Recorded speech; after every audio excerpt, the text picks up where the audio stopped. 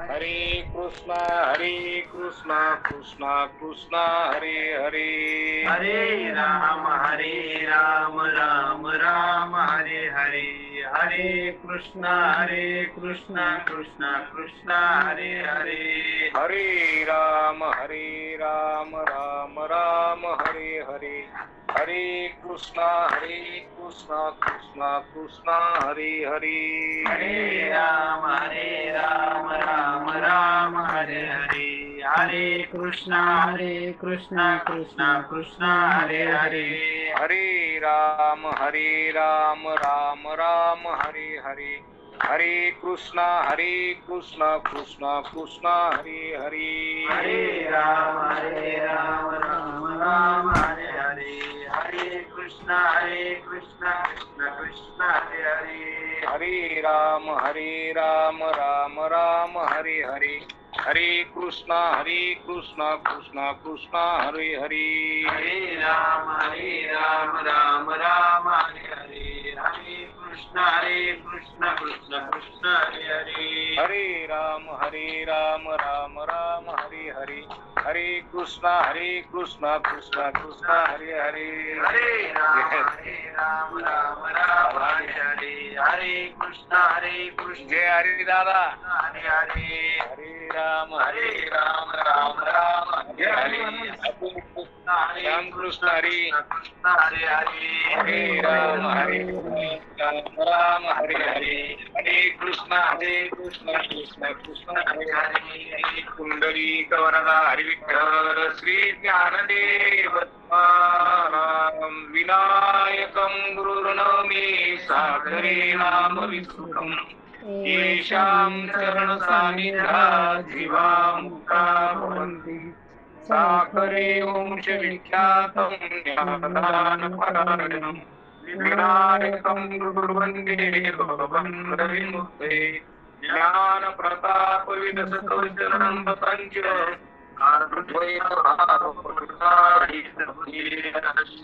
ज्ञानेश्वरस्तु भगवान् अवतीर्णेव, श्रीरंगनाथ गुरुराज नमस्तुभ्यं, सगुणात्वा निर्गुण जेथ भगवत स्वरूप वर्णन, का भगवंत बोलिला आपण अथवा भगवत कीर्तीचे केले, तेथे राया शास्त्रदान आवडी आयशी जीव प्राण, विषयी ज्ञान कथन सप्रेम पूर्ण पढियंते, गुरुमुखे ज्ञान कथा गोड, इतकी श्री भागवती श्रद्धा दृढ, श्रवणे पुरे जीवाचे कोड, ओसरे चाड विषयाची.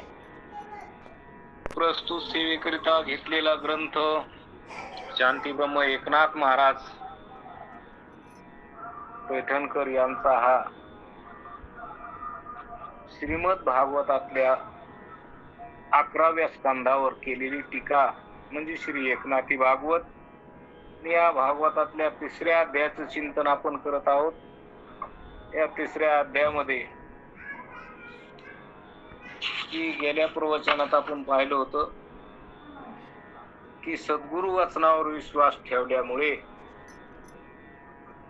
की सर्व खलविदम ब्रह्म, हे सर्व जगत ब्रह्म आहे, सद्गुरु वचनावरील विश्वासानं सर्वत्र परमात्मा आहे अशी प्रथम भावना ठेवतो. नंतर तशा निश्चयाच्या अधीन होऊन तशीच स्वतःची बुद्धी करतो, म्हणजे तेच ज्ञान आहे असा निश्चय करतो आणि स्वतःच्या मनात तो परमात्मा मीच आहे असा अनुभव घेतो. अशा प्रकारचा आपण या अध्यायातल्या चिंतनात गेल्या प्रवचनामध्ये हे चिंतन केलं होतं की सर्वत्र परमात्मा आहे आणि तो परमात्मा माझ्याहून वेगळा नाही. हे कोणामुळे कळत असतं?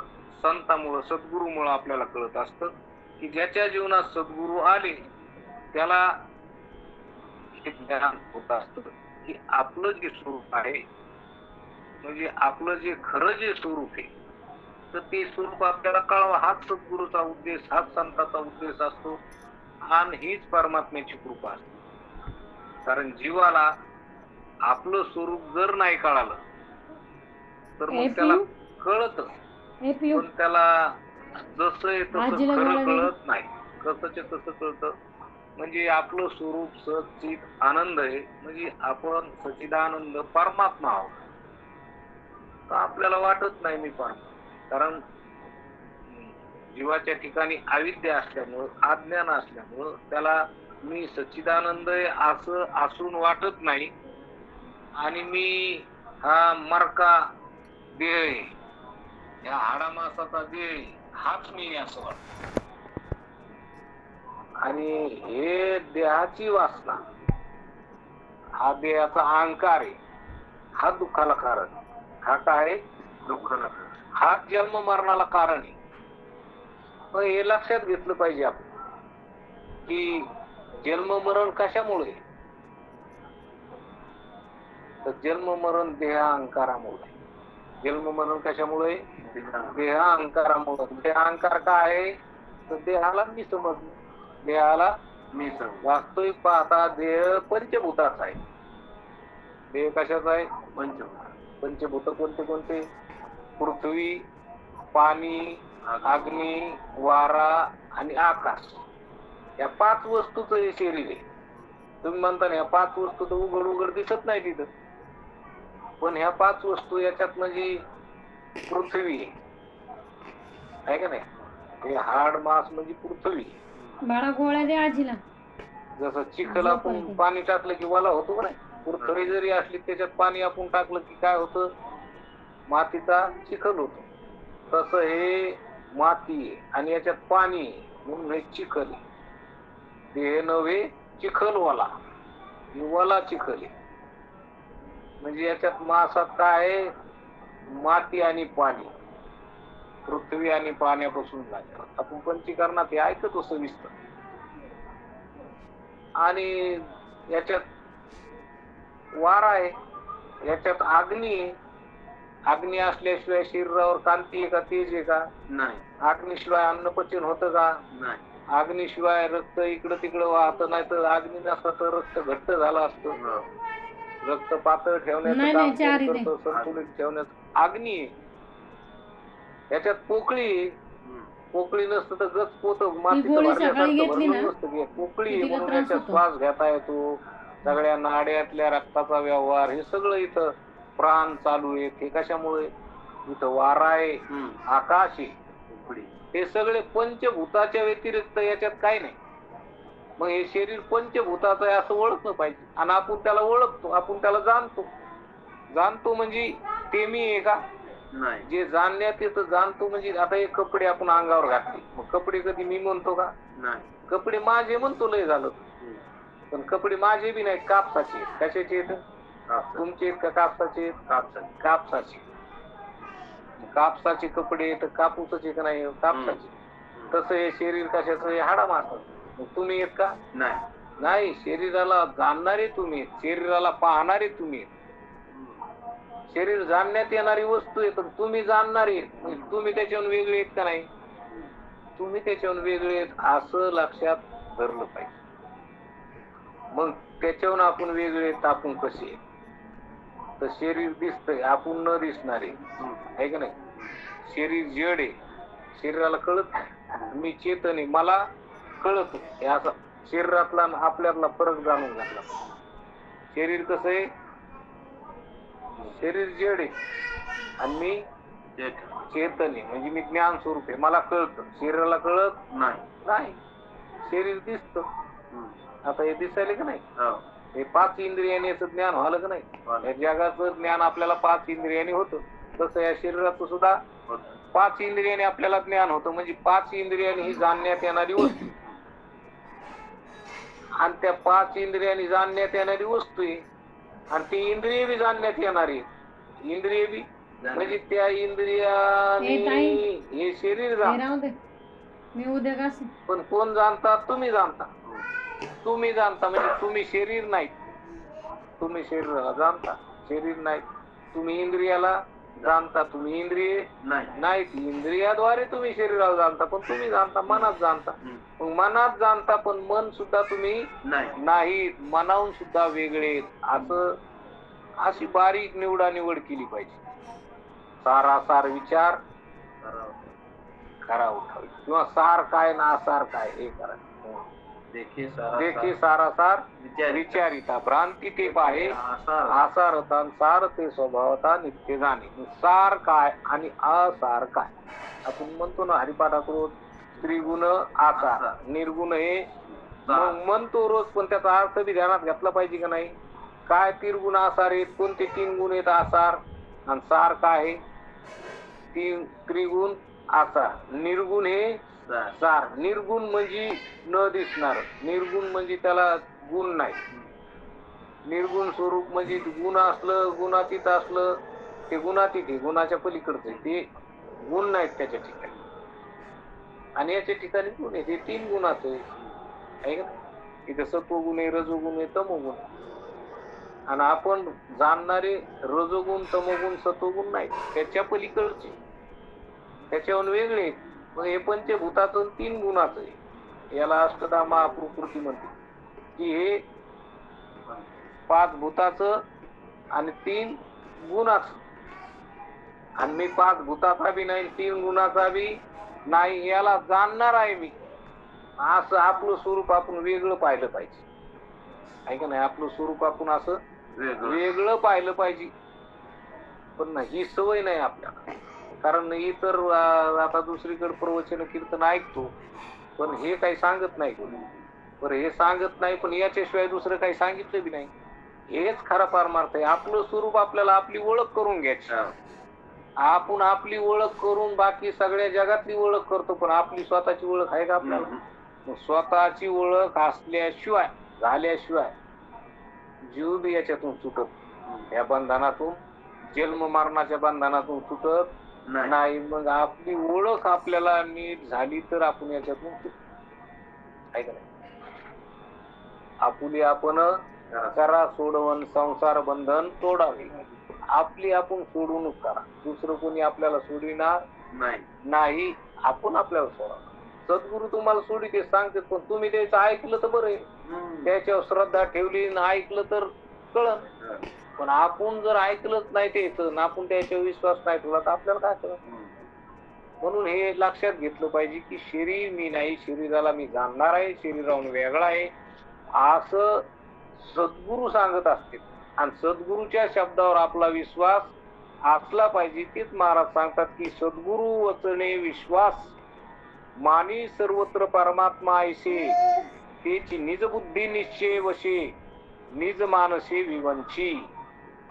की सद्गुरूच्या वचनावर विश्वास ठेवला पाहिजे. आणि सद्गुरु सांगतात की परमात्मा सर्वत्र व्यापक. परमात्मा कसा आहे, सर्वत्र आहे. सर्वत्र आहे म्हणजे कुठं आहे कुठं नाही. मग तुम्ही म्हणतात हे शरीर पंचभूताचं आहे, 3 गुणाचं आहे, परमात्मा कुठं आहे. परमात्माचे हे 3 गुण बी खरे नाहीत आणि पंचभूत बी खरे नाहीत. परमात्मा खरा.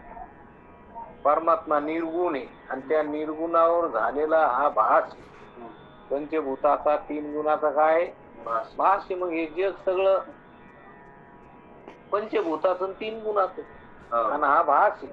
भास म्हणजे कल्पित आहे. कल्पित आहे, कधी आहे कधी नाही, कधी दिसतंय कधी नाही, आणि कधी असतंय कधी नसतंय. याला भासमान म्हणते. त्याला काय म्हणायचं, भासमान. तसं हे जग भासमान. आणि कोणावर भासायलंय, त्या स्वरूपावरच, ब्रह्मस्वरूपावरच भासायला. कारण भासणारी वस्तू जी असते तर ती कशाच्या तरी आधारावर भासत असते. त्या अशीच कशी नसते भासत. भासणारी वस्तू जी आहे ना, तर ही कशाच्या तरी आधार लागतो तिला, कशाच्या तरी आधारावर भासत असते. समजा आपण संध्याकाळी शेतात चाललोय तर आपल्याला एखादं समजा कोणीतरी झाड तोडून गेलं, खोड असं तुल्यानं तसंच राहिलं तर आपल्याला एकदम ते खोड म्हणजे माणसासारखं दिसते. खोड म्हणून ओळखू येत नाही, माणसासारखं दिसतं. मग आपण बघतो कोण आहे माणूस. पण जेव्हा बॅटरी लावून पाहतो तेव्हा अरे तो खोड आहे. पण अगोदर माणसासारखं दिसलं, मग चोर आहे का कोण आहे आपण दचकतो, आहे का नाही. किंवा दोरी आपल्याला रस्त्यात पडलेली दिसली तर ती सापासारखी दिसती, मग आपल्याला वाटतं साप आहे. बॅटरी लावून पाहिल्यावर कळतं दोरी साप नाही. मग हे आपल्याला नीट लक्षात आल्यावर कळतं. तसं हे भास हे जग काय भास. भास आहे, पण परमात्मा लक्षात आल्यावर भास नाही. आणि परमात्मा लक्षात नाही आला तर भासच वाटत. जसं मूळ स्वरूप लक्षात आलं की त्याचं आद्यस्थ स्वरूप हे खरं नसतं, भासमान असत. हे काय असतं? भासमान असतं, खरं नसतं. म्हणून हे जग जरी भासायला लागलं तर हे कोणावर? तर ब्रह्मस्वरूप. कशावर भासायला? ब्रह्मस्वरूप. ब्रह्मस्वरूप. कसं काय भासायलं?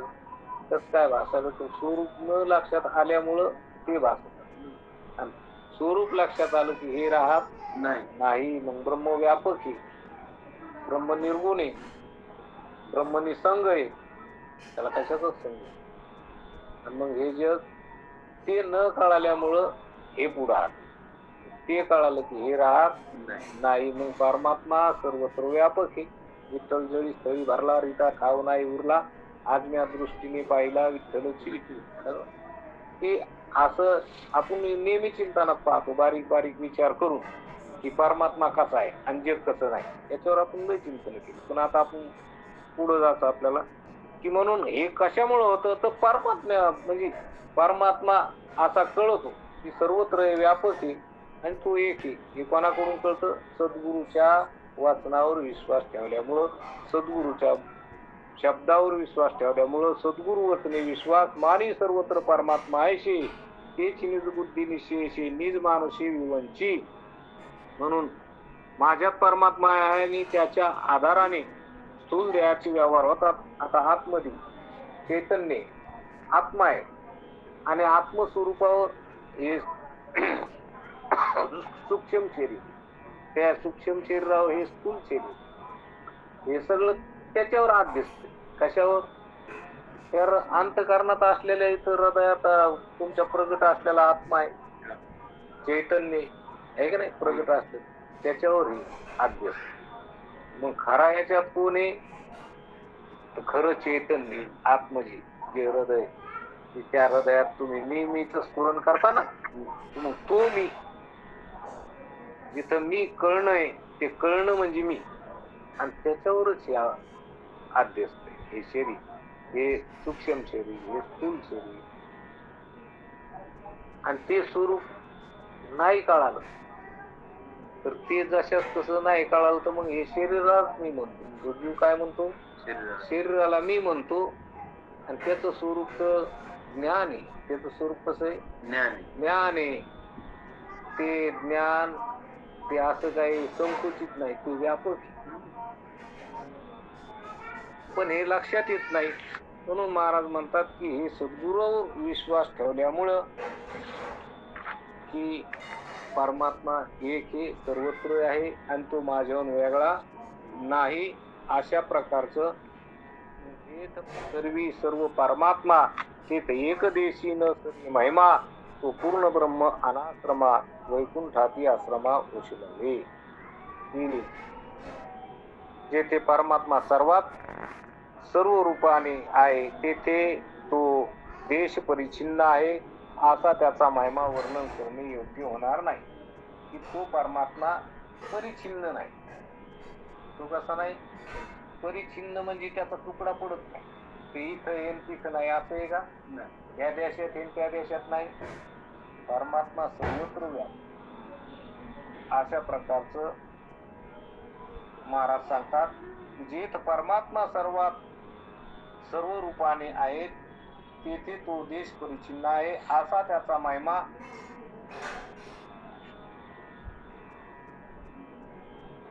वर्णन करणे योग्य होणार नाही. तो पूर्ण परमात्मा आश्रम व स्थान रहित असल्यामुळे तो वैकुंठ कैलासादी स्थानात बुद्ध होऊन राहत नाही.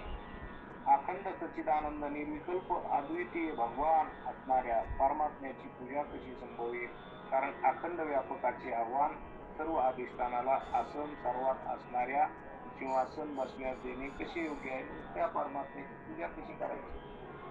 तो सर्व व्यापक आहे, त्याची पूजा त्याला ओळखणं, काय ओळखणं, त्याला ओळखणं, त्याला पाहणं म्हणजे त्याला ओळख पूजा ना. आपल्याला पुढं जातं की सगुण अथवा निर्गुण जे भगवत स्वरूप वर्णन का भगवंत बोलला आपण, अथवा भगवत गुण कीर्ती जेथे तेथे राया शास्त्रगान आवडे जैसे जीव की प्राण विशेषी ज्ञान कथन सप्रेम पूर्ण पर्यंते.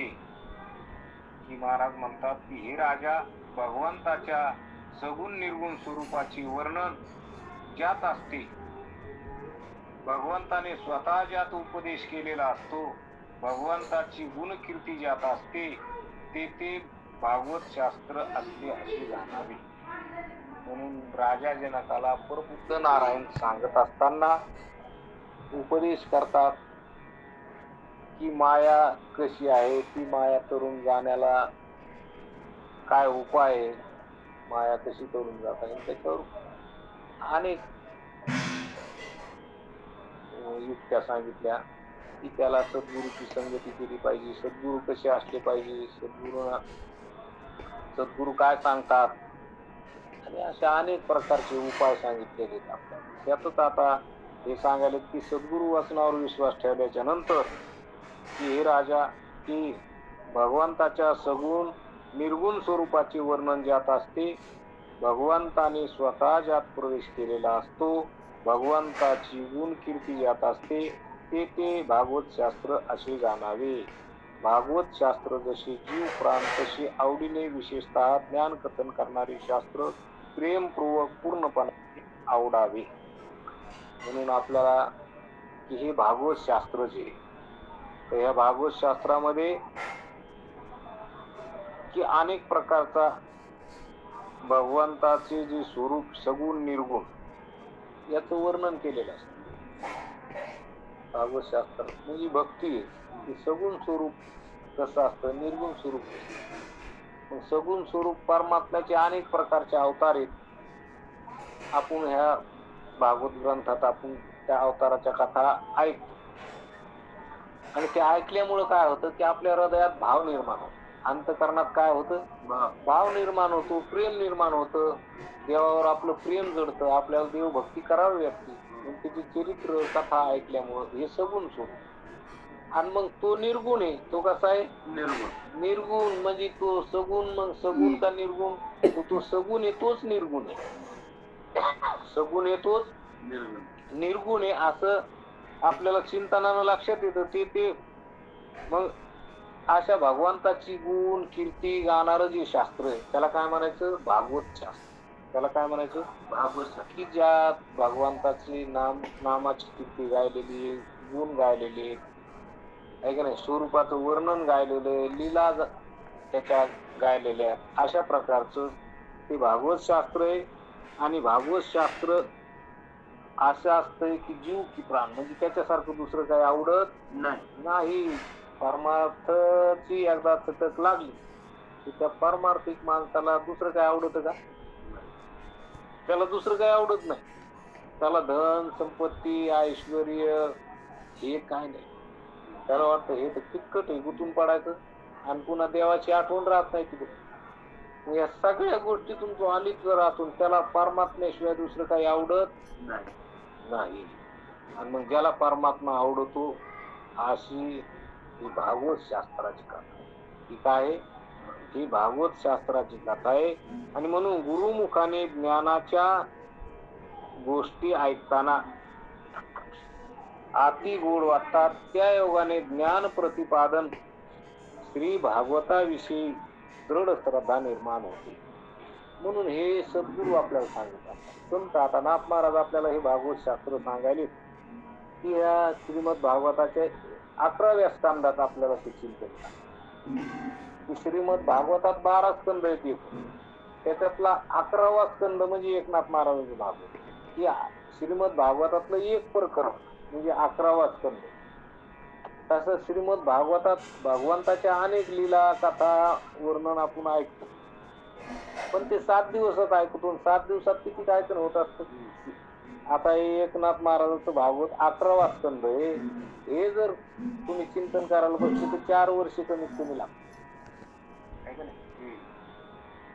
श्रीमद भागवत त्याच्यात 12 स्कंद येतो, हे आपण 7 दिवसातच ऐकतो. हे मी 2-2 तास 3-3 तासच सांगतात. ते किती ऐकायला पण तेवढं जरी ऐकलं तर किती आनंद होतो की त्याच्यात किती सगळ्या भगवंताच्या अवताराच्या कथा आहेत, भगवंताच्या लीलाचं वर्णन आहे, त्याच्यानंतर भगवंताच्या स्वरूपाचं वर्णन आहे. पण स्वरूपाचं वर्णन कोणी सांगत नाही. आणि जरी सांगायला तर लोक झोपी घाल्याशिवाय राहत नाही.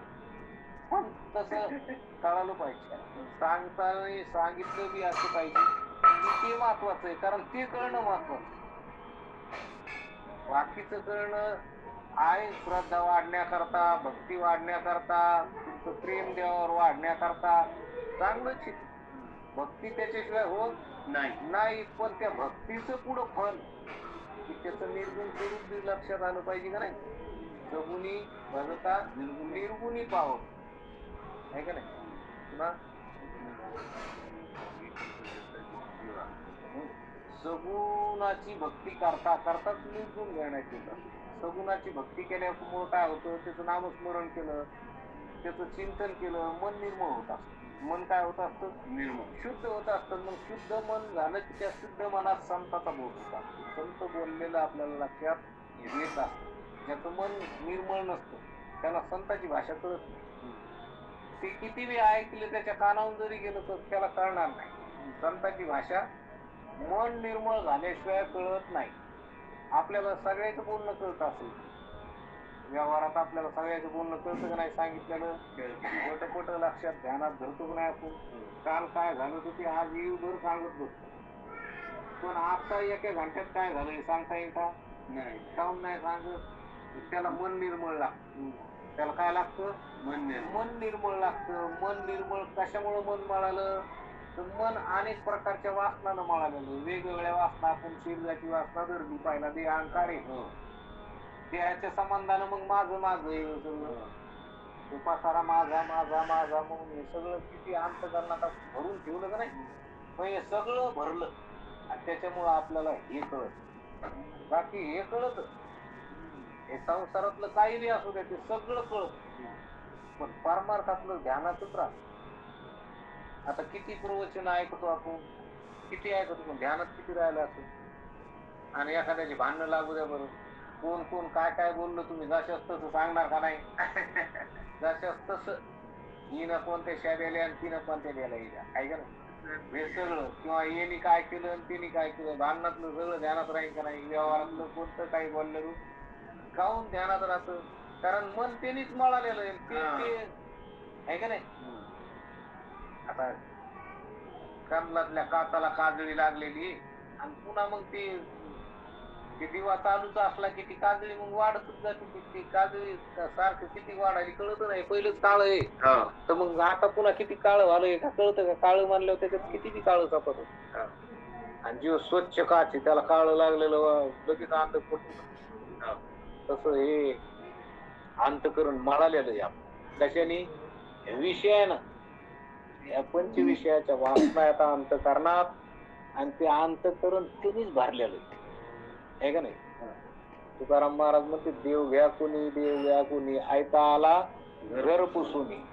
लोक म्हणते देव न लगे साठवणीचे रुंदले धागे. देव नको आम्हाला, जागाच नाही खाला आतमध्ये. त्या हिवत पसाराला मोठा आहे, इथंच जागा नाही. आता देवाऱ्यालाच जागा नाही पाहना. मग तसं घरात जागा आहे का देवाला नाही. तसं अंतकरणात देवाला कुठे जागा नाही. आता तुमचं देव घ्या म्हणाले तर मग देव घ्या तर काय घ्या, देवातून पासाव ऐकतो नाही का, देवा सोडून सगळं. देव आम्हाला देव न लगे देव नको.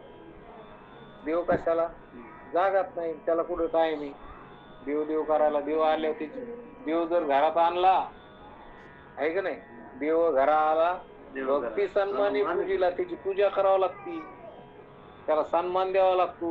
त्याच्यात वेळ जाईल, त्याची पूजा कवा करायला आम्हाला कुठे टाइम. आम्हाला टाइमच नाही. त्याची संग त्याची भक्ती करायला टाइम नाही, त्याला त्याची पूजा आरती ओवाळायला आपल्याला कुठे टाइम आहे. त्याच्या पुढे काय 4-5 अभंग म्हणायला वेळ असतो नाही. म्हणून देव आम्हाला नग कशामुळे नग, मग त्याला वेळ नाही ना कशामुळे की दुसरं साचलं लय मोठं अंतकरणात, दुसरं भरलं लय मोठं. भरलं म्हणजे त्यांनी मळालं आणि त्यांनी मळाल्यामुळं देव कळत नाही. भानगड इतकीच. देव काहून कळत नाही? बऱ्याच जणांना वाटतं आम्हाला कळत. कळत नाही. कळत पण जसं आहे तसं कुठं कळत? कळतच नाही. नुसतं माणसाला वाटतं कळत. कळत तर गाड्याला बी कळत. त्याला कळत नाही का? ते खात नाही का चारा? त्याला सोडून दिले की जात नाही का चरायला? तरुण येतं, लोळून येतं आणि पुन्हा घरी येतं का नाही? त्याला कळालं असतं तर तिकडेच दिलं असतं. ते मालकाच्या घरी येतं का नाही पुन्हा? कळत त्याला ते. आहे का नाही? आता जनावराला कळत का नाही? आपण ढोर पाण्यावर सोडली, चारायला सोडली की ते पाणी प्यायला जाते, चरून येते तर पुन्हा आहे ते गोठ्यावर येतात का नाही? त्याला काय कळत नाही का? कळत. तसं माणसाला बी कळत नाही का? कळत. पण माणसं असून माणसासारखं कळत नाही. एवढंच कसं आहे, त्याला देव कळतो पण देव कळत असून देव कळून घेत नाही. आणि मग या कशामुळं कळत नाही देव? साधू संतांची भाषा कळत नाही. साधू संतांची भाषा म्हणजे साधू संतांच्या भाषेत देव आहे, परमात्मा आहे. देवाशिवाय दुसरं काही बोलत नाही ते. आणि आपल्याला देव कळत नाही. कशामुळं? तर त्याचं कारण आहे अंतःकरण मळालेलं असल्यामुळं देव कळत नाही. म्हणून अंतःकरण निर्मळ केलं पाहिजे. भागवत कथा त्याच्या करता आहे, अंतःकरण निर्मळ करण्याकरता, की त्याच्यात भगवंताचं नामस्मरण आहे, भगवंताचं लीलाचं वर्णन आहे, अवताराच्या कथा आहे. आता त्याला भगवंताच्या स्वरूपाचं वर्णन आहे, भगवंत कसा आहे हे. ज्यांनी भक्ती करायला लागला त्याला ते आवडत आवडत आवडत आवडत मग ते चिल्लायला लागतं. आणि मग ते आवडत त्याला ते चिंतन करावं वाटतं. आवड निर्माण होत होत राहते. तर कसं इकडं अंतःकरण निर्मळ होत होत राहत. आणि ती म्हणजे अंतःकरण निर्मळ होत होत राहणं, आवड वाढत वाढत जात. आणि जर आवड नसल तर याचा अर्थ अंतःकरण निर्मळ होत नाही म्हणून आवड नाही. आणि ज्याचं अंतःकरण निर्मळ व्हायला लागलं तर त्याला आवड होत असते. त्याला काय होत असते? आवड होत असते. मग देव काहून आवडतो? मन निर्मळ व्हायलंय. जसं जसं मन निर्मळ होईल तसं तसं देव आवडत असतो. तसा तसा देव आवडत असतो. आणि जसा जसा देव आवडणं असं समजायला की तसं तसं मन मळायले ना. काय काय माणसं परमार्थ करीत होते, परमार्थ करणाऱ्या माणसाने परमार्थ सोडून द्याला. काहून द्याला? आधी परमार्थ करीत होते ना, आता काहून करीत नाहीत राव? म्हणले ते निर्मळ झालत दारसकन पुन्हा मळालं. इतकं मळालं की ते जास्तच मळालं, पुन्हा निर्मळच होईल. ते असं त्याच्यावर पांघरून मळ बसला. म्हणून अंतःकरण निर्मळ करणं महत्वाचं. आणि अंतःकरण निष्काम कर्म, निष्काम उपासना यांनी अंतःकरण निर्मळ होत असतं. निष्काम म्हणजे की ज्याच्यात कोणतीच कामना नाही, इच्छा नाही, परमात्म्याचं भजन करायचं तर परमात्म्याकरताच करायचं, म्हणून अंतःकरण निर्मळ होत असतं. तेच नाथ महाराज आपल्याला इथं सांगते की म्हणून मग हे अंतःकरण निर्मळ झालं की गुरुमुखी ज्ञान कथा गोड, तेने श्री भागवती श्रद्धा दृढ, श्रवणे पुरे जीवाचे कोड, ओसरे चाड विषयाची. काय करते? की माझे टीचर आहेत, मला शिकवतात. महाराज म्हणतात की गुरुमुखाने ज्ञानाच्या गोष्टी ऐकताना अति गोड वाटतात, त्या योगाने ज्ञान प्रतिपादक श्री भागवताविषयी दृढ श्रद्धा निर्माण होते, श्रवणाने मनाची इच्छा पूर्ण होते आणि इतर विषयाची इच्छा ओसरून जाते. मग भागवताचं श्रवण आपण करायला लागलो की आपल्याला भगवंताची आवड निर्माण होते. आणि भगवंताची आवड निर्माण एकदा झाली की मग ह्या बाकीच्या ज्या विषयाची ती इच्छा ओसरून जाते. मग बाकीचे विषय आवडत नाही, देवच आवडत. आणि देवाशिवाय दुसरं काही आवडत नाही. बघा ना, आता सगळ्याला म्हणजे वेळ काढून ऐका वाटतं का नाही? देव आवडायला म्हणून ऐका वाटायला का? असं कोणी कोणा असं रिकामा कोणी वेळ देईल का? वेळ मग कोणा करता वेळ? आपल्या करता. आपल्याला देव आवडायला म्हणून देवासाठी आपल्याला वेळ काढा वाटतो का नाही? सगळेजण ऐकायले, देव आवडायला म्हणून ऐकायले तर कसे ऐकायले? देव आवडला नसता तर कोणी ते कुठाने करीत बसला असतो. ऐका घंटा घंटा 2-2 घंटे उगत आपल्या झोपा मोडा, यायला नाही काही काम धंदे ना आपले असं होईल का नाही? मग सगळ्याला वाटतं ऐका वाटतं का?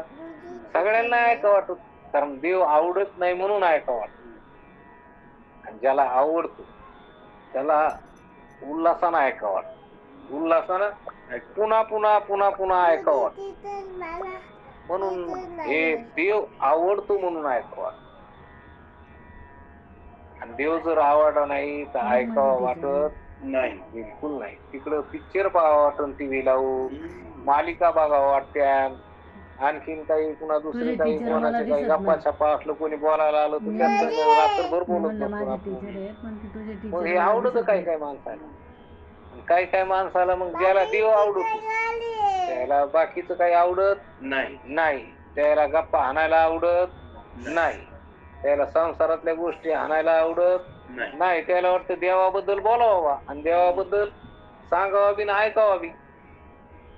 देवाविषयी ऐकणं बोलणं वाटतं. आणि ज्याला देवच आवडत नाही त्याला देवाविषयी बोलणं आवडत नाही, देव ऐकावा बी वाटत नाही.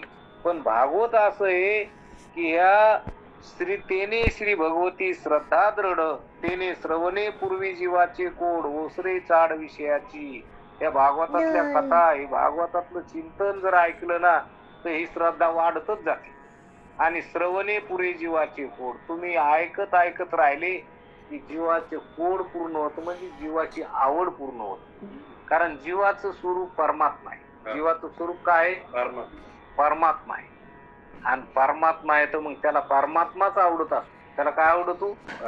परमात्माच आवडतो. पण आता काहीला विषयात सुख आहे असं वाटतं, आणि विषय दुःखरूप आहेत असं ज्याला कळालं तर त्याला मग इकडं साधू संतांच्या संगतीत त्याच्या विचारात सुख आहे. कारण त्याच्या विचारात देव आहे. देव विचारानं कळतो. काय प्रपंचातल्या विचारानं देव कळत असतो? नाही नाही. प्रपंचातले विचार म्हणजे पंच विषयाचे विचार, ते दुःखाला कारण आहे. आणि परमात्म्याच्या कथा लीला हे भागवत हे आपलं सुख आपल्याला निर्जित होत असतं, आपलं सुख आपल्याला लक्षात येत असतं. आणि म्हणून महाराज म्हणतात की जीवी नाही विषय कौतुके तरी विषय आवश्यक, साधका होती बाधक तेने आत्यंतिक अनुतापू. की मनात विषयाविषयी कौतुक वाटत नसले तरी सुद्धा साधकाला विषय हे आवश्यक बाधक होतात, त्यामुळे त्याला अत्यंत पश्चाताप होतो. मनात त्याला विषयाविषयी जो साधक असतो त्याला विषयाविषयी कौतुक वाटत नाही, कौतुक वाटत नाही. पण तरी विषय जर असलेले म्हणजे तर मग ते दुःख दिल्याशिवाय राहत नाही, दुःख होतच असतं, म्हणजे बाधक होतात. त्यामुळे त्याला अत्यंत पश्चाताप, की त्याला पश्चाताप होत राहतो की अरे मी काय विषयात अडकलो, या विषयात अडकून माझं आयुष्य वाया जाईल आणि मला परमात्मा प्राप्त करायचं तो हो परमात्मा भेटायचं राहून जाईल. आणि हे शरीर कधी पडून सांगता नाही याच, म्हणून लय विषयात मी अडकून जर पडलो तर हे विषय तर मला दुःख दिल्याशिवाय राहायचे नाही. म्हणून त्याला विषय बाधक होते. त्याला कळालेलं असतं की विषयात सुख नाही, पण तरी विषय असले की विषयात त्याला हळूहळू हळूहळू त्याच्यातून निष्ठाव वाटतं. म्हणून अनिवार्य विषय अवस्था त्यागिली न वचे निज सत्ता, तेने मुमुक्षूच्या चित्ता अत्यंत व्यथा अनुतापे. नासती विषयाची अतिप्रीती स्वतः नव्हे विषय निवती, ऐशिया साधका प्रती निर्णित शास्त्रार्थी नेमिला नेमू. म्हणून महाराज सांगतात की मनात काय सांगतात की विषय भोग हे अपरिहार्य आहेत. कारण विषयाचा त्याग करण्याचा प्रयत्न केला तर स्त्री पुत्रादी विशेष विषय टाकले जातात, पण अन्न वस्त्र निवास स्नान या सामान्य विषयाचा त्याग स्वरूपात होऊ शकत नाही. त्यामुळे मुमुक्षाच्या चित्ताला पश्चातापाने अत्यंत व्यथा होते. आता इथे काय सांगतो की ज्याला देव आवडतो, ज्याला परमार्थ आवडतो, जो साधक आहे त्याला मुमुक्ष म्हणतात, की त्याला परमात्म्याकडे जाण्याची ओढ आहे, त्याला परमात्मा प्राप्त करण्याची इच्छा आहे. आणि म्हणून अशा साधकाला आता त्यांनी काय केलेलं आहे की विषयाचा त्याग करण्याचा प्रयत्न केला. म्हणजे काय केला की स्त्री पुत्रादी विशेष विषय टाकले. एखादी स्त्री पुत्र त्या सगळ्या प्रपंचाचा संघ टाकला. म्हणजे संघ टाकला म्हणजे काय केला की त्याच्यातून मन नाही, त्याच्यात काय नाही, मन नाही. त्याचं मन नाही. पण तरीही त्याला बाकीचे कर्म शरीर सोबत असलं म्हणल्यावर त्याला खाणं पिणं आलंच, स्नान करणं, नित्य कर्म, नैमित्तिक कर्म हे तर समजा व्यवहार प्रपंचात आल्यावर आहेत ते, आहे का नाही. 4 प्रकारचं कर्म सांगितलं, पण त्याच्यातलं नित्य कर्म तर आलंच का नाही. हे शरीर म्हणलं की त्याच्यासोबत नित्य कर्म आहेत नाही. सकाळी उठायचं, बैर दिशेला जायचं, तोंड धुवायचं, आंघोळ करायची, देवपूजा करायची, हे सगळ्या खटपटी हे तरी काय विषयच. मग याच्यामुळं त्याला पश्चाताप होतो. त्याला वाटतं देवा ही काय भानगडी, हे काय मागे लागलं, ते तर ते करायचं सोडून दिलं तर हे करणं चालू आहे का नाही. पुढं पुढं पुढं अशा साधकाला मग परमात्म्याचं निर्गुण स्वरूपाचं ज्ञान होत असतं आणि मग त्याला काहीच करायचं राहत नसतं, आहे का नाही. जे जे दृष्टी दिशे ते ते हरिरूप, पूजा ध्यान जप त्याशी नाही.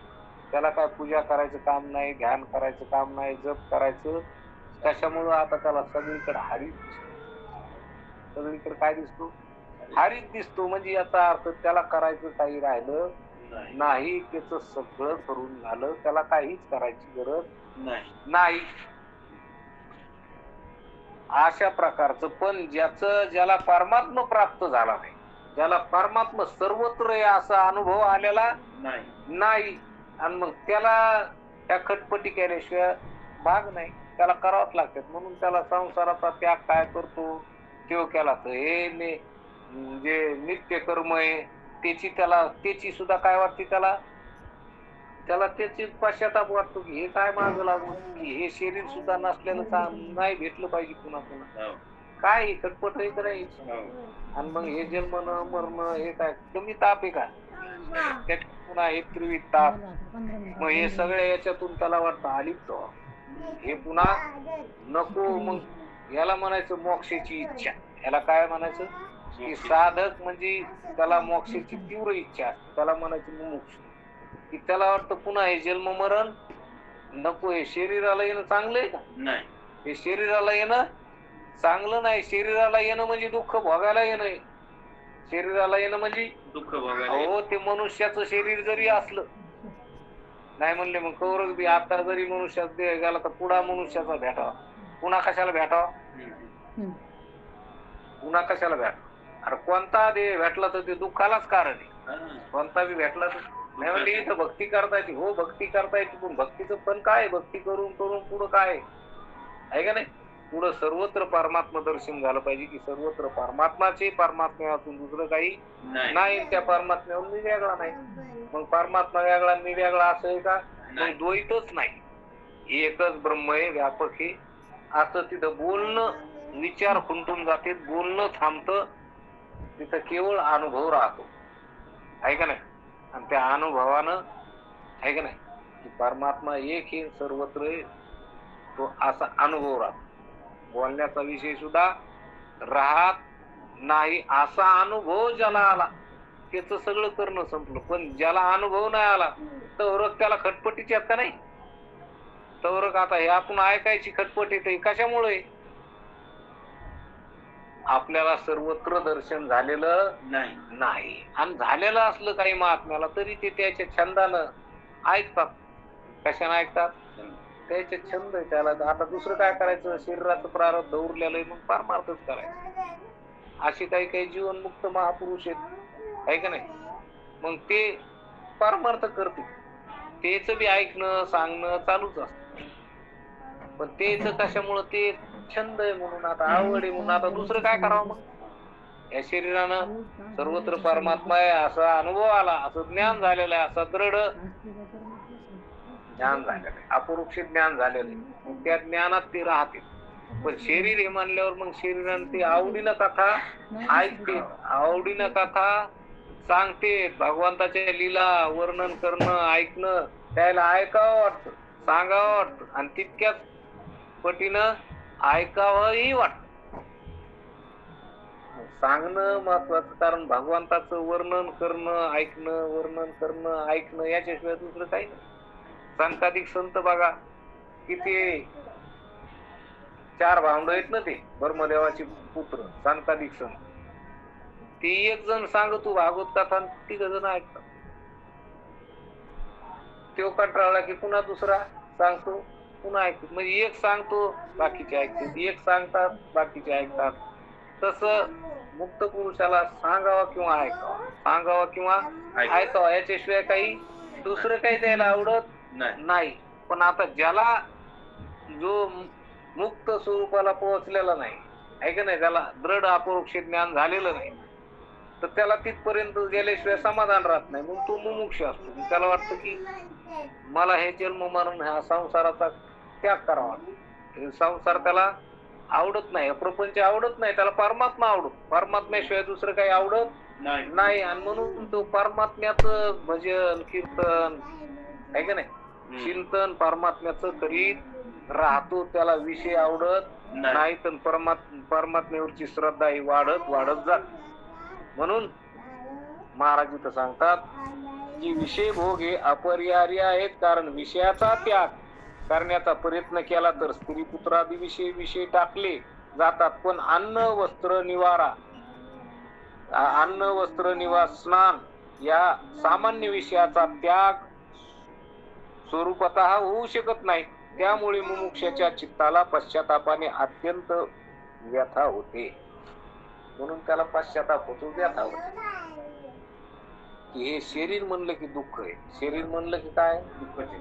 अहो दररोजचं नित्य कर्म करणं काय, हे ज्याला हे शरीराचा कंटाळा आला, काय आला, कंटाळा आला, तर त्याला नित्य कर्माचा बी कंटाळा याचा नाही का, त्याला ते कंटाळा. मग त्याला वाटतं हे नको, आणि ज्याला हे नको नको वाटलं त्याला मग त्याची ओढ कुठं असती, परमात्म्याकडे असते. तेव्हा हे काहीच नको. मग त्याची अवस्था जीवनमुक्ताकडे जातात. कशाकडं, जीवनमुक्त. ब्रह्मरस गोडी तयाशी आवली, आहे का नाही, वासना निमाली समूळ ज्याची, त्याला ब्रह्मरस रसाची गोडी प्राप्त झाली की त्याच्या ठिकाणी कोणतीच वासना राहिली नाही. पण मुमुक्षाचं असं झालेलं नसतं. मुमुक्ष तिकडं जायला निघलेला असतो. मुमुक्षू जीवन, आताचा मुमुक्षू तो उद्याचा जीवनमुक्त आहे. कारण त्याला तो जीवनमुक्तच्या पुढच्या पायरीवर तो जात असतो. कोण, मुमुक्षू. पण तो अलीकडच्या पायरीवर आहे जीव, तो मुमुक्षू स्वरूपात आहे ना आता, मुमुक्षूच्या पायरीवर. म्हणून त्याला हे आवडत, त्याला काय होत नाही, हे विषय आवडत नाही, हा प्रपंच आवडत नाही. हे सुद्धा प्रपंचच आहे, हे सुद्धा त्याला जन्म मरण हे त्रिविध ताप हे आवडत का सगळं नाही. याच्यातून त्याला अलिप्त हो वाटतं, याच्यातून बाजूला हो वाटतं, हे आवडत नाही. कारण हे दुःखचे, कोणतं जरी म्हणलं तर हे काय दुःखच आहे. ह्या दुःखातून अलिप्त हो असं त्याला वाटतं, म्हणजे त्याला मुक्त हो असं वाटतं का नाही. अशा प्रकारचं महाराज सांगतात. त्यामुळे मुमुक्षाच्या चित्ताला पश्चातापाने अत्यंत व्यथा होतात. मनात स्त्री पुत्रादी विषयाविषयी व अन्न आच्छादनाविषयी देखील अतिप्रेम जरी नसले तरी सुद्धा अद्रष्टामुळे स्वरूपतः विषयाची निवृत्ती होत नाही. अशी साधकाची अवस्था असते. आता त्याला हे स्त्री पुत्राचा त्याग करावा वाटतो, या शरीराचा त्याग. आता लय झालं तर स्त्री पुत्राचा करता येईल बाबा, पण शरीराचा कसा करता येईल. शरीर आहेच ना हे प्रारब्धानं, शरीर आहे तर त्याचा त्याग कसा करता येईल. त्याचा त्याग करता येतो का, त्याचा त्याग करता येत नाही. आणि म्हणून हे आद्रष्टामुळं स्वरूपात हा विषयाची निवृत्ती होत नाही. आद्रष्ट आहे शरीर, आहे म्हणजे काय, प्रारब्ध आहे, आद्रष्ट आहे. आता ते भेटलेलं आहे, जवळक त्याचं आयुष्य तोरक ते शरीर राहणार आहे.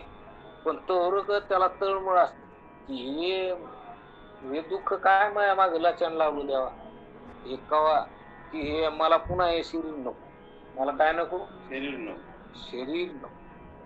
म्हणजे पुन्हा जन्माला येण्याची त्याची काय नाही, इच्छाच नाही. आणि मग ज्याची इच्छा नाही त्याला कसं काय भेटत जन्म, आहे का नाही. आपल्याला जन्म मरणाची आपलं जन्माला येण्याची इच्छा आहे का नाही, आपण प्रपंचात जर आसक्त असलो तर याचा अर्थ प्रपंच आवडायला आहे. प्रपंच आवडायला याच्यावरूनच कळतं की तुम्हाला पुन्हा जन्माला येण्याची इच्छा आहे, प्रपंच करण्याची इच्छा आहे का नाही. इथं लेकरा बाळात रामावं वाटत, मग पुढच्या जन्मात डुक्कर झाल्याशिवाय राहत नाही. मग एका टायमाला 12 मग त्याच्यात रमायचं, पळायचं त्याच्यात. होणे गाढव कुत्रा.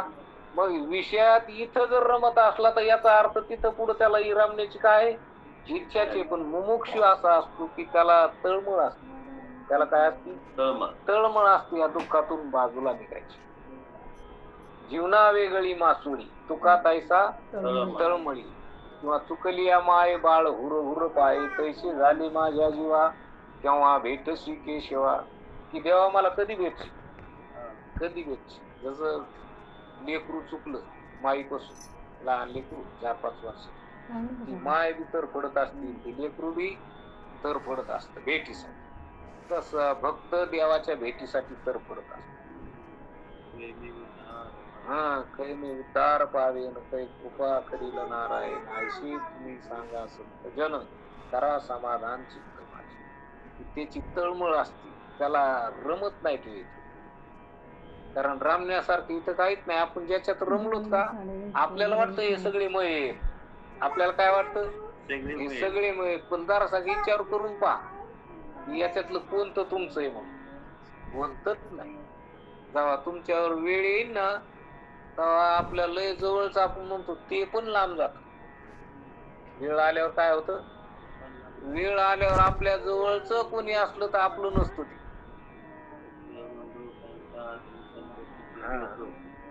पुत्र बंधू कांता धन संपत्तीचे लोक अंतकाळी कोणी संग नाही, कोणी येत नाही, सगळे टाकून देत. आणि मग असं पश्चाताप होतो, मी आता काय काय केलं, कसं कसं केलं, माझ्याकडं कुणी पाहिलं नाही. त्याची मरायची वाट पाहते ते कवा मरण म्हणून. यांनी जावा पटकन आम्हाला पीडा करायला आहे का नाही. मरता तरी बरे, बाईल म्हणे खरे मरता तरी बरे. नाची घरे तुमको असं वाटत होतंय का नाही. दुसऱ्याचं पाहून तरी आपण जावं धावा का नाही. आपल्याला वाटतं नाही त्याच झालं असं, मग कसं होईल. तू टाइम नाही आला अजून, तू हात पाय चलत बरं वाटायला, इंद्रिय चांगले सगळे, पण एकदा जाऊ दे इंद्रिय आहे का नाही. अशा भानगडी होत्या काय आता की महाराज असे सांगते तर लईन गेली ना. मना स्त्री पुत्रादी विषयाविषयी व अन्न आच्छादनाविषयी देखील अतिप्रेम जरी असले तरी सुद्धा अद्रष्टामुळे स्वरूपात हा विषयाची निवृत्ती होत नाही. अशी जी साधकाची अवस्था असते त्याकरिता शास्त्राने विषय भोगाविषयी नियम केला आहे. मग शास्त्रांना काही नियम सांगितले. जो मनुष्य केवळ विषयासक्त आहे तो कधीच शास्त्रार्थ मानित नाही. पण आता विषयात गुंतलेला त्या शास्त्र काही आवडत का, शास्त्राचा नियम आवडत का नाही. माईक बंद करा कोणाचा असला चालू. म्हणून त्याला शास्त्रार्थ मानित नाही. तो जीवनमुक्त झाला आहे, त्याला शास्त्रार्थ मान्य असूनही तो अविद्या काय सांगतात की मना स्त्री पुत्रादी विषयाविषयी व अन्न आच्छादनाविषयी देखील अतिप्रेम जरी नसले तरी सुद्धा अद्रष्टामुळे स्वरूपात विषयाची निवृत्ती होत नाही. अशी साधकाची अवस्था असते त्याकरिता शास्त्राने विषय भोगाविषयी नियम केला आहे की जो मनुष्य केवळ विषयासक्त आहे तो कधीच शास्त्रार्थ मानित नाही. जो जीवनमुक्त झाला आहे त्याला शास्त्रार्थ मान्य असूनही तो अविद्या आणि अविद्या कार्य कर्तृत्व भोक्तृत्व इत्यादिकांचा अभिमान नसल्यामुळे व प्रयोजन नसल्यामुळे मानित नाही. आता बघा, जो शास्त्र मानित नाही त्याला तर शास्त्राचे नियम गियम काही गरज नाही त्याच म्हणजे तो निषिद्धपणानं वागतो. त्याला विहित काही तो मानित नाही. निषिद्ध मनाला वाटून तसं कर्म करायचं ते तसं वागत.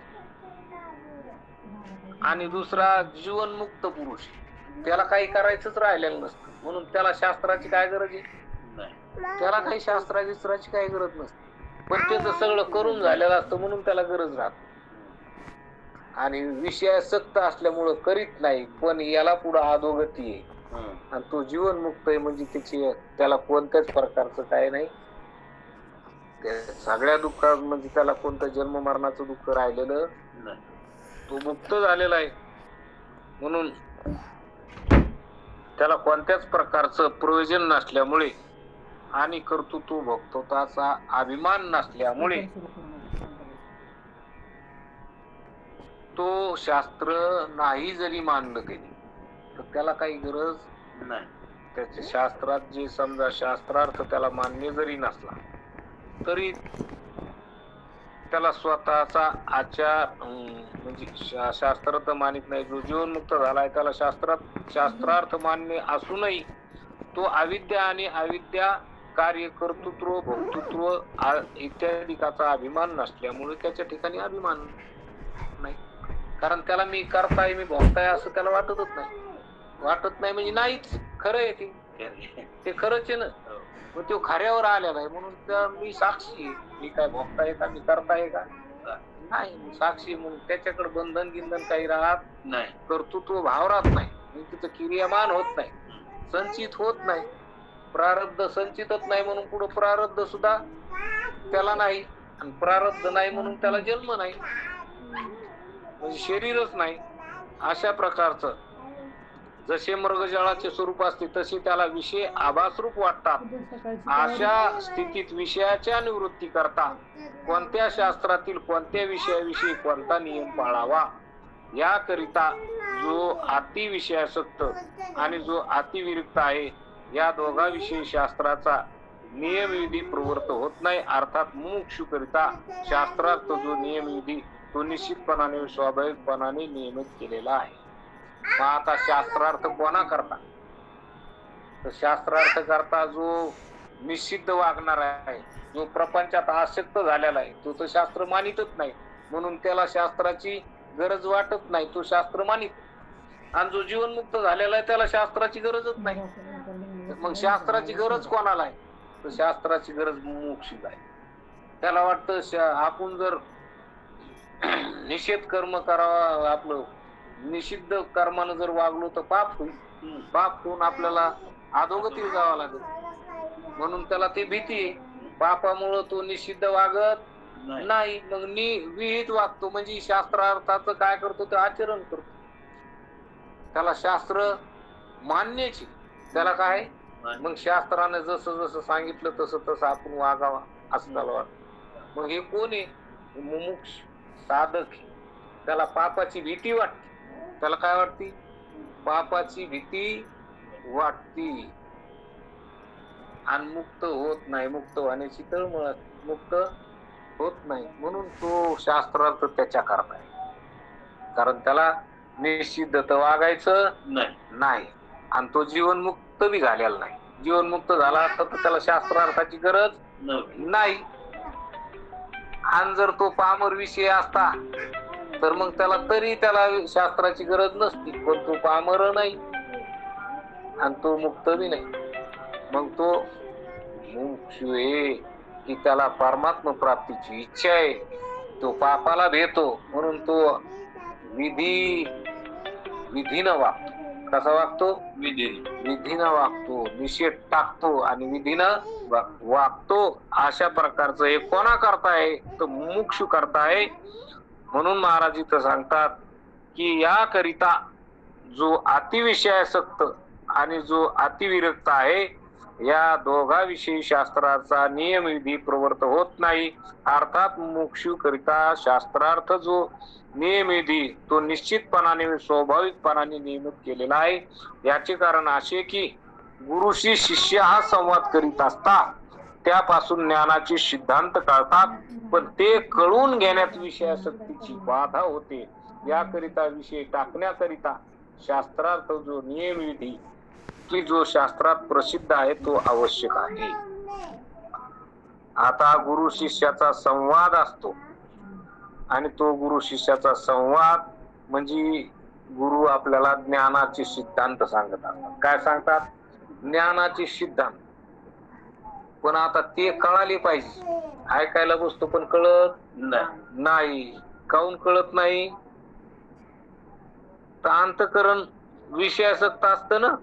अंतःकरणात अनेक विषय असतात म्हणून ते कळत नाही. आवाज गेला काय ना? नाही, आवाज चालू आहे माझा. येतोय येतोय येतोय महाराज.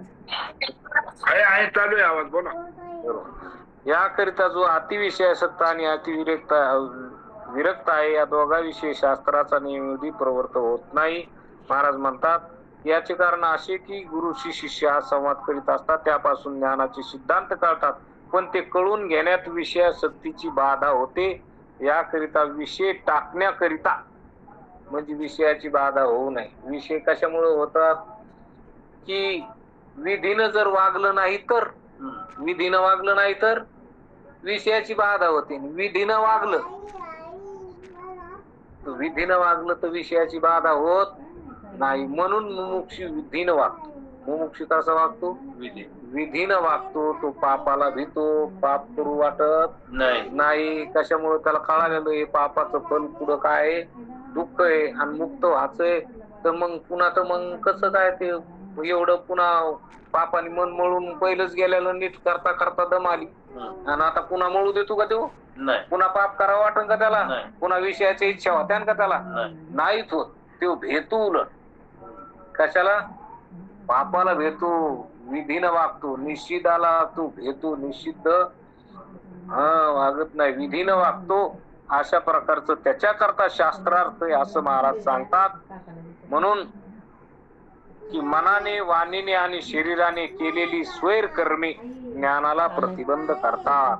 म्हणून मनानं, शरीरानं आणि वाणीनं, कारण कायिक, वाचिक आणि मानसिक स्वैर कर्म म्हणजे निषिद्ध वागणं, विधीला सोडून वागणं याला म्हणायचं स्वैर कर्म. मग हे कर्म तिघाकडून होते. शरीराकडून होतं, मनाकडून होतं आणि वाणीकडून होतं. कशाकडून होतं? वाणीकडून, मनाकडून आणि शरीराकडून. मग शरीराकडून होणारं कर्म काही आहे की नाही त्याला काही पाप म्हणायचं. शरीराकडून होणारं पाप, मनाकडून होणारं पाप त्याला मानसिक पाप म्हणायचं आणि वाणीतून होणारं त्याला वाचिक पाप म्हणायचं. मग वाचेनं परमात्म्याचं नाव घ्यावा, मग तो परमात्म्याचं नामस्मरण करतो. वाचेनं तो असं काही बोलत नाही, तो चांगलं बोलतो. तैसे सात आणि मवाळ मिथले परी रसाळ बोल जैसे कल्लोळ अमृताचे. किंवा काय की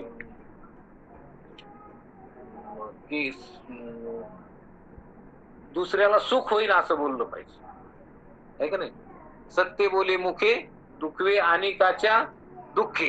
असं सत्य बोलणं, हितकारक बोलणं, कोणाला टोचन असं न बोलणं याला वाचिक तप म्हणायचं. आणि मुखानं भगवंताचं नामस्मरण घ्यायचं. पण काही काही असे बोलतात की अनंत वाचाळ बरळती बराळल्यासारखं बोलत आहे. मग हे वाचिक पाप. कोणाला टोचन असं बोलायचं, कोणाच्या वर्माला झोंबन असं बोलायचं, मग हे वाचिक पाप. त्याचं मन दुखत. काही मानसिक पाप आहे की मनानं केलेलं पाप. मनानं एखाद्या विषयाची इच्छा धरणं, आहे का नाही? आपली वस्तू नाही दुसऱ्याची वस्तू, पण आपण त्याची इच्छा धरणं म्हणजे मानसिक पाप. शारीरिक पाप, शरीर पाप समजा मनात आली वस्तू, मग आपण जर तिथं गेलो तर शरीराने जाऊ नये. मन गया तो जाने दे, मत जाने दे शरीर, असं कबीरदास महाराज म्हणतात. मग हे शरीरानं झालेलं पाप. शरीराकडून पाप झालं नाही पाहिजे. मग तो जो मुमुक्षु तो वाचेनं पाप होऊ देत नाही, शरीरानं होऊ देत नाही, मनानं होऊ देत नाही. आणि कशामुळे होऊ देत नाही? तो विधीनं वागतो, तो शास्त्रानं वागतो. शास्त्राच्या नियमाने वागलं की हे पाप होत नसते. तर शास्त्राला सोडून जर वागलं, स्वैर वागलं की मग मानसिक पाप होतं, वाचिक पाप होतं, कायिक पाप होतं. आणि मग हे पाप कशाने जाईल? हे पाप कशाने जाईल? पुन्हा कवा निष्काम कर्म उपासना होईन याच्याकडून, कवा पाप घालीन येऊ. म्हणून मुमुक्षु अवस्थेत साधक असतो. आणि आपण सगळे साधक मंडळी आहेत की त्याच वाटावर आहेत. म्हणून आपल्याला पुढं काय व्हायचंय? जीवनमुक्त वाटाने आपल्याला पुढं त्या ठिकाणावर जायचं, तिथं पोहोचायचं. म्हणून आपण विधीनं वागणं, भगवंताचं नामस्मरण करणं, असं सतत भक्ती करणं, हे भागवतातलं चिंतन. नाथ महाराज आपल्याला आता हे भागवतातली गोड अशी कथा सांगायली. पुढे हीच कथा आपण पुढच्या वेळेस सांगू. आता आपली वेळ झालेली, म्हणून या ठिकाणी आपण थांबू. पुंडलिक वरदा हरिविठ्ठल श्री ज्ञानदेव तुकाराम. आता विश्वात्मके देवे येणे वागितने तोषावे, तोसूनी मग गावी प्रसाय दानी. जे कळांची व्यंकटी सांडो, तया सत्कर्मरती वाढो. होता परस्परे पडो मैत्र जीवांचे, दुरितांचे तिमिर जावो. विश्व स्वधर्म सूर्य पाहो, जो जे वांछिल तो केला हो प्राणी जात. वर्षत सकळ मंगळी विश्वर निष्ठांची मांडियाळी. अनावर्त भूमंडळी भेटतो तया होता. चला कल्पतरुचे आरव, चेतना चिंतामणीचे गाव. बोलती जे अर्णव पियुषांचे, चंद्रमे जे आलांचन. मार्तंड जे तापहीन, तेही सदा सज्जन सूर्यदेव. किंबहुना सर्वसुखी